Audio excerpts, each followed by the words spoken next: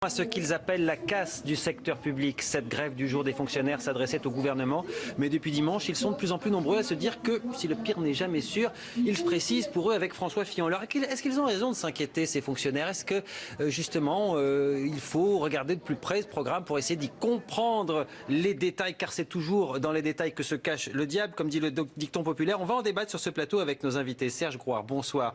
Vous êtes député du Loiret, responsable du projet de François Fillon. Vous avez donc exactement de quoi vous parlez. Bernadette Groison, bonsoir, secrétaire générale de la FSU, qui appelait d'ailleurs les fonctionnaires aujourd'hui à faire grève. Et puis en arbitre, en quelque sorte, même si ce n'est pas le bon terme, François Ekal, économiste ancien de la Cour des comptes et du Haut Conseil des finances publiques, créateur du site internet FIPECO sur les finances publiques. Et oui, parce que c'est de cela dont il s'agit. Il s'agit de faire 15 milliards d'euros d'économies en dépenses publiques en prévoyant de supprimer 500 000 postes de fonctionnaires. Est-ce que l'équation vous paraît bonne, monsieur Ekal, pour commencer?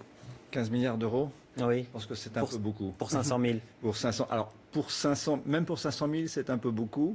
Et je ne suis pas sûr qu'on arrive à faire 500 000. Alors, on l'expliquera peut-être. Mais je pense que, comme il s'agit de ne pas remplacer des fonctionnaires qui partiront à la retraite, on n'a pas dit qu'on irait plus loin. Le nombre de départs à la retraite dans la fonction publique chaque année, c'est 110 000 par an. Donc 110 000 multiplié par 5, ça fait 550 000. Donc dire 500 000, ça veut dire qu'en effet, vous ne remplacez quasiment aucun. Alors j'ai compris que dans le programme de François Fillon, il était question aussi des contractuels de la fonction publique. Il y en a à peu près 900 000, dont on ne sait pas très bien à quel rythme d'ailleurs. Ils vont partir en retraite. Partent à la retraite ou oui. leur contrat s'achève. Parce qu'il y en a, beaucoup sont des contrats à durée déterminée, mais vous en avez aussi qui sont sur des contrats à durée indéterminée. Et puis vous avez aussi beaucoup de CDD qui ont été renouvelés déjà un certain nombre de fois et qui pourraient être facilement requalifiés en CDI. Donc, et d'autre part, je pense que ces contractuels dans la fonction publique, qui sont quand même donc souvent sur des contrats à durée déterminée, ils apportent une flexibilité. Ils sont là dans beaucoup d'administrations parce qu'on ne veut pas recruter en effet des fonctionnaires pour 40 ans, pour certains postes, certaines activités pour lesquelles on sait très bien que dans 3 ou 4 ans, on n'aura plus besoin d'eux. Donc on a besoin d'un volant de contractuels. Donc je ne pense pas qu'on puisse jouer énormément sur les contractuels. Donc je ne pense pas qu'on puisse aller jusqu'à 500 000. Ça, c'est pour la question des chiffres. Vous intervenez quand vous voulez dans le débat, dès que vous entendez quelque chose qui vous paraît ne pas être factuellement vrai. Au-delà de la question des chiffres, évidemment, la question qui est posée, est-ce qu'il y a un risque de diminuer le service au public? Voilà, avec la suppression de ces 500 000 postes, c'est la question que vous vous posez, madame. Peut-être tout simplement, je vais vous laisser débattre entre vous, mais si vous voulez répondre à cette question, monsieur Grouard, est-ce qu'on réduit le service au public quand on supprime 1 demi-million de fonctionnaires? Non. D'abord, il y a 5,5 millions d'agents publics dans les 3 fonctions publiques, qui sont toutes les 3 concernées, je précise ce point. Deuxièmement, nous sommes assez d'accord avec les chiffres qui ont été donnés. Le nombre de fins de contrat chaque année sur les 900 000, c'est de l'ordre de 100 000. Alors on est dans des chiffres un peu, on fait du, mécaniquement les chiffres. Après, il faut affiner, aller dans le détail, bien évidemment, et on l'a fait dans le projet qu'on a beaucoup travaillé. Et vous arrivez sur une période de 5 ans à plus d'1 million, à peu près 1 100 000 possibilité de départ de la fonction publique, soit effectivement par les retraites, soit par des fins de contrat. Et donc, quand nous disons 500 000 par rapport aux 5,5 millions, nous sommes à moins de 1 sur 2 en départ non remplacés. C'est-à-dire qu'on remplace plus de 1 sur 2. Et ça répond tout à fait à votre remarque, je me permets de dire qu'elle est pertinente, sur le fait qu'il est hors de question que tous les départs en retraite ne soient pas remplacés et hors de question que toutes les fins de contrat ne soient pas remplacées. Donc on est dans moins de 1 sur 2. Voilà. Et nous estimons que par rapport à la situation des finances publiques, la gravité de la situation des finances publiques, au moment où nous parlons, en ce moment même, la France continue à prendre de la dette. La dette de la France, c'est à peu près aujourd'hui la totalité de la richesse nationale sur une année. C'est plus de 2 000 milliards d'euros. On paye aujourd'hui des fonctionnaires à crédit. Au mois de novembre, l'État n'a plus les moyens de payer. Il fait de la dette pour payer. Donc, ce n'est pas comme ça, par l'opération du Saint-Esprit, si je puis dire, que l'on a calculé tout cela. C'est parce qu'il y a une urgence. Le risque, c'est l'explosion de la dette. La deuxième chose, c'est que parmi les mesures d'économie, il y a effectivement cette réduction des effectifs. Et troisièmement, le courage de François Fillon, qui pourrait être dans la promesse démagogique, dans la période électorale, comme c'est souvent le cas, Il dit, pour ne pas dégrader le service public, il faut que nous augmentions le temps de travail dans les fonctions publiques et que nous revenions aux 39 heures et négocier avec, en contrepartie de l'effort, parce que nous sommes bien conscients de l'effort demandé aux fonctionnaires, la négociation qui permettra, j'allais dire, de mettre du beurre dans les épinards, d'améliorer notamment les rémunérations, les traitements et les conditions de travail des fonctionnaires qui le demandent aussi. Il y a deux choses dans ce que vous avez dit. Bernadette Groison, qu'est-ce qui vous inquiète le plus? Le chiffre dans l'absolu, 500 000 suppressions de postes, ou le fait qu'on va vous demander de travailler plus, pas forcément pour gagner en proportion autant en plus? Alors, le chiffre nous inquiète et l'augmentation du temps de travail n'est pas crédible. Je vais vous dire pourquoi. Alors, le chiffre nous inquiète puisque supprimer 500 000 fonctionnaires, on peut essayer de se rassurer en se disant finalement c'est pas tout à fait le 1 sur 2 si on regarde mathématiquement les chiffres, etc. Clairement, c'est beaucoup trop de suppression pour permettre à la fonction publique de continuer à fonctionner à peu près normalement. On a connu sous le quinquennat de Nicolas Sarkozy 150 000 suppressions de postes. On a vu à Éducation nationale ce que donnait... Seulement sur l'État, si vous me permettez. Oui, seulement sur l'État. C'est déjà énorme. C'est déjà énorme. 150 sur l'État. Révision générale des politiques publiques, je précise. J'ai dit les trois. Oui, mais je vais revenir sur les trois. Mais je prends l'exemple de ce qui a été fait, de ce qu'on a connu en termes de suppression de postes récemment. 150 000 sous l'État, effectivement, c'est énorme. 80 000 postes de supprimés à Éducation nationale.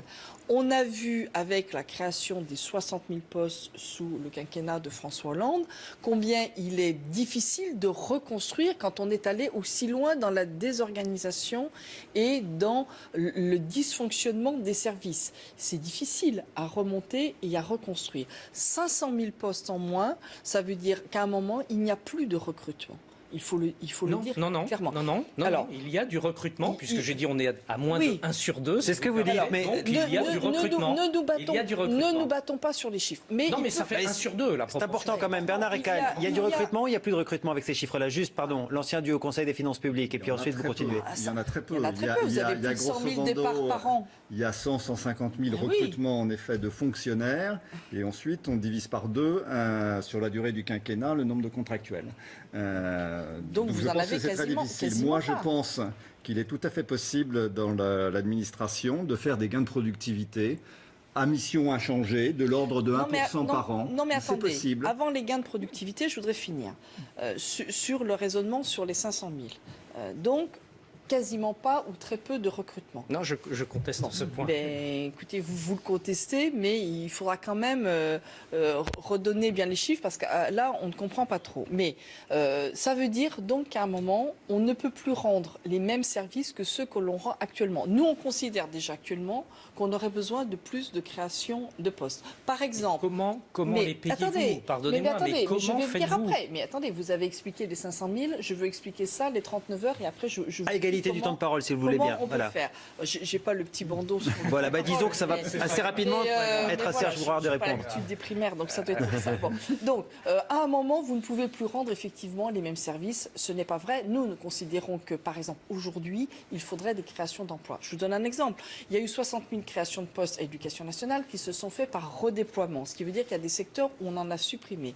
On a, par exemple, supprimé à l'écologie 400 postes. Moi, je regrette. On est dans une période où on nous dit il y a l'urgence de la transition écologique et donc, évidemment, il y a nécessité à ce que l'État mette en œuvre des mesures qui sont par ailleurs prises, par exemple, dans les différentes COP que nous venons de vivre. Il y a un contresens à avoir des ambitions, des objectifs et en même temps à ne pas permettre aux services de fonctionner. Sur les 39 heures, vous ne compenserez pas ces pertes d'emplois que nous considérons, nous, essentielles pour faire tourner le mieux possible les services par les 39 heures. Alors je vous dis pourquoi, pour 2 raisons. C'est pour ça que je dis ça, ce n'est pas... Et pour conclure votre point? Pour 2 raisons, et on viendra sur les finances après.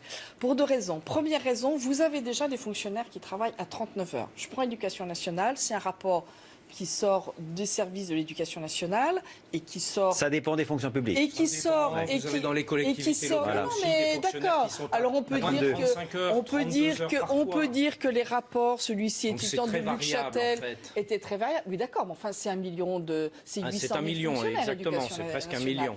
39 heures, ils les font déjà. À l'hôpital, ils ont... Enfin non, pas 39 heures, rapporté au temps de François travail Eckhall, des c'est l'amour. enseignants. Ils les font pas déjà, les Il n'est pas 39 question de heures. dépasser aux Non, non, 39 non, heures. François Eckhall, ils les font pas les 39 heures dans l'éducation nationale? Non, il faut être sérieux. La durée du travail dans la fonction non, publique. attendez, c'est son D'après la expertise. Cour des comptes et d'après le rapport Laurent, c'est les mêmes chiffres.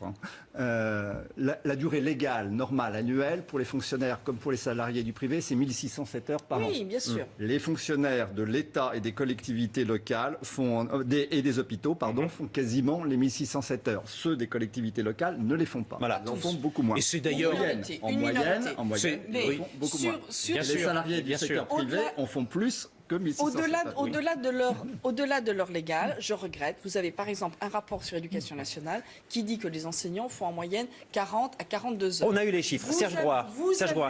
Pardon, il reste 3 minutes, il va falloir quand même qu'il puisse vous répondre. Ce qui est important, attendez, si l'on peut parler tout de même, parce que je vais vous monopoliser la parole là. Non, Serge Groix, s'il vous plaît. Madame Groison, il reste 3 minutes, il faut qu'il puisse vous répondre. Oui. Donc vous ne pourrez pas développer les 39 heures sur tous les secteurs. Par ailleurs, lorsque vous développez les heures sup, vous ne répondez pas forcément. Entendu. Vous ne vous Bien. donnez pas forcément Serge les moyens. Groix, Ce votre que l'on avec ces volumes veut d'heures également, sup, c'est faire de fonctionner l'équité, les services. et vous l'avez dit à l'instant, équité entre salariés du privé et du public. Elle existe. Il y a moins de 20 ans, donc c'était pas Mathusalem, on n'était pas dans les bas-fonds du Moyen-Âge. Bon, il y avait à peu près 1 million de fonctionnaires en moins. Ce que nous disons, et je suis désolé de dire, et je suis Que le ancien service n'était pas fonctionnaire, moins bon. que le service public tournait, et parfois d'ailleurs tournait mieux. Ah bon? Bon, oui, dans certains cas, parce que c'est très variable, oui, absolument. Et notamment avec beaucoup de création de postes dans les collectivités locales. Et effectivement, avec un temps de travail qui est en moyenne, avec là aussi des différences, de 32 heures. Et nous disons concrètement, qu'il faut le faire, je le redis, parce qu'il y a l'urgence de gérer la dette. Parce que si je vous entends, toujours plus de moyens, mais financés avec quelles ressources? Et le jour où la dette va exploser, vous savez, le remède va être terrible. On n'en sera plus aux 500 000 fonctionnaires. Et nous voulons éviter cette crise-là. Nous disons que les 500 000 par rapport aux 5,5 millions, c'est moins de 9% de l'ensemble. C'est un effort, bien évidemment, si l'on veut redresser le pays. Et c'est ce que nous voulons tous. Il faut produire cet effort compensé. Et je le redis, par une augmentation, notamment, des rémunérations. Soyons précis, pas à hauteur des 39 heures, parce qu'à ce moment-là, on n'a aucun gain, mais avec une négociation qui permettra d'améliorer la situation aussi financière des fonctionnaires. Et l'on veut un pacte de responsabilité avec les collectivités locales, parce qu'effectivement, si l'État fait effort, c'est pas pour que l'effort soit annulé par des augmentations de postes par ailleurs. Le pacte de responsabilité, il n'est pas aussi dans les collectivités locales avec les élus locaux. Il y a eu beaucoup de clientélisme dans ces recrutements, on le sait très bien. Mais bien sûr, et c'est un ancien maire qui vous parle, il n'y a pas longtemps, effectivement. Ils sont prêts, vos collègues, dans les régions, dans les départements, à jouer le jeu? Mais il faudra bien, parce que chacun doit participer à l'effort. Sinon, vous savez, c'est facile, si on ne peut rien faire, le pays va se casser la gueule. C'est ça la réalité. Et donc le pacte de responsabilité, en même temps, en traitant de la gouvernance, et notamment du fameux millefeuille territorial.